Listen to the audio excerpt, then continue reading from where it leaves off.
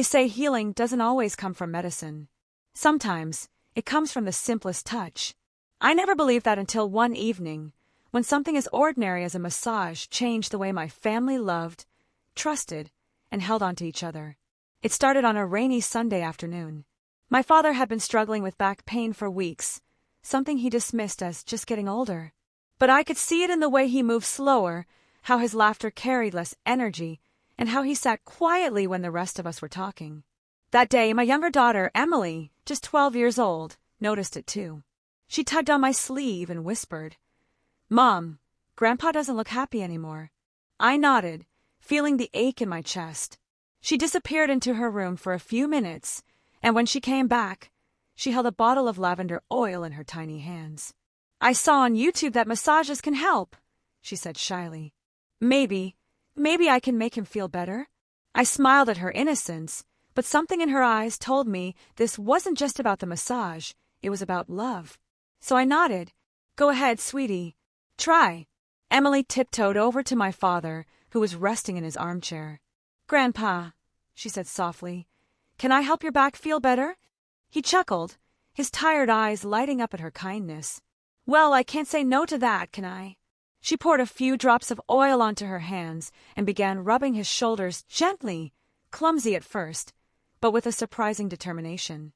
The room filled with the calming scent of lavender, and for the first time in weeks, my father's face softened. He closed his eyes, and a quiet sigh escaped him. I stood there, watching in silence, realizing that what was happening wasn't just physical relief. It was connection, pure, unfiltered love passed from the small hands of a child to the heart of a grandfather. And as I watched, I had no idea how deeply this simple act would change us all. The longer Emily's little hands worked on his shoulders, the more the energy in the room shifted. What began as a sweet gesture soon became something bigger. My father, who often carried himself with pride and stubbornness, allowed himself to lean into her touch. His posture softened, his jaw unclenched, and when he opened his eyes, they glistened, not from pain, but from something deeper.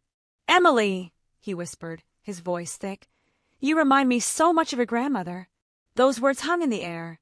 My mother had passed years ago, and though my father rarely spoke of her, I knew he carried her memory in every breath. Hearing him say that, it was like a door cracked open, letting a flood of unspoken feelings escape. Emily tilted her head curiously. "Did Grandma used to do this for you?" He chuckled softly, his lips curving into a smile I hadn't seen in ages. "Every night after a long day." She said it wasn't just about easing the pain, it was about reminding me I wasn't alone. I felt tears prick my eyes as I listened. Something so small, a massage, had carried such meaning across generations. For the next hour, laughter returned to our living room. Emily giggled when her hand slipped. My father teased her gently, and I sat nearby, realizing I was witnessing something sacred, healing, not just of the body but of the heart. When she finally stopped, my father pulled her into his arms, hugging her tightly. "You've given me more than relief, sweetheart," he said. "You've given me a piece of your grandmother back." That night, as Emily drifted to sleep, I couldn't stop replaying the scene in my head. It wasn't just a massage. It was love in its purest form. The next day, something unusual happened. My father, who normally avoided asking for help, called out from his chair after dinner. "Emily," he said with a playful grin, "any chance you've still got that magic touch?" Her eyes lit up, and without hesitation, she grabbed the little bottle of lavender oil again. This time, though, she was more confident, her hands firmer, her movements steadier. My father closed his eyes, and within minutes, he looked years younger, like the weight of his pain had finally eased. But what surprised me most wasn't just his relief. It was how the rest of the family began to gather around. My son, Michael, peeked in from the hallway, curious. My husband smiled from the kitchen doorway. Even I felt myself leaning in, drawn by the quiet intimacy of the moment. "Can I try after you?" Michael asked, half joking, half serious. My father chuckled. "Of course, son. Everyone deserves a little healing." And that night, for the first time in what felt like forever, our living room wasn't filled with phones or distractions. It was filled with connection. My children laughed as they clumsily took turns massaging their grandfather's shoulders.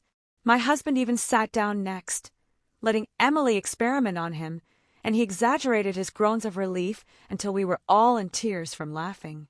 I sat back and watched in awe. Something was happening, something bigger than I could have planned. A simple act of kindness was weaving invisible threads between us, stitching our family closer together.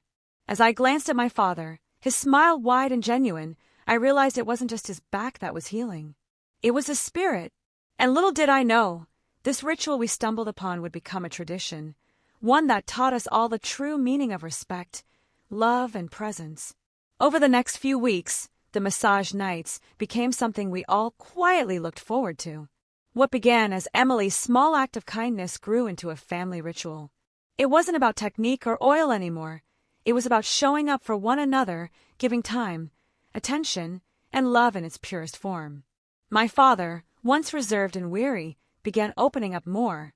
He shared old stories of his youth, tales of my mother, and wisdom he had kept locked away for years.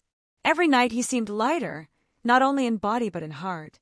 And the rest of us changed too. My children learned patience and tenderness. My husband, who often hid behind work and long days, became more present, laughing and connecting in ways I hadn't seen in a long time.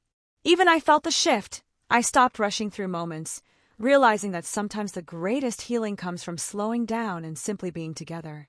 One evening, after everyone had gone to bed, my father placed his hand on mine.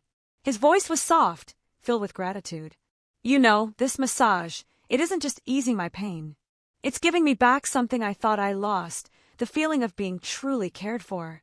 Tears welled in my eyes as I squeezed his hand. In that moment, I understood. It wasn't just a massage that changed my family forever. It was love, expressed in the gentlest way, reminding us that respect and connection matter more than anything. Sometimes, healing doesn't come from doctors, or pills, or even time. Sometimes, it comes from the simple, intentional act of touching a loved one's heart. And that, I realized, was the greatest gift Emily had given us all. Sparkles, the massage that changed my family forever wasn't about pain. It was about rediscovering love, respect, and the invisible bonds that hold us together.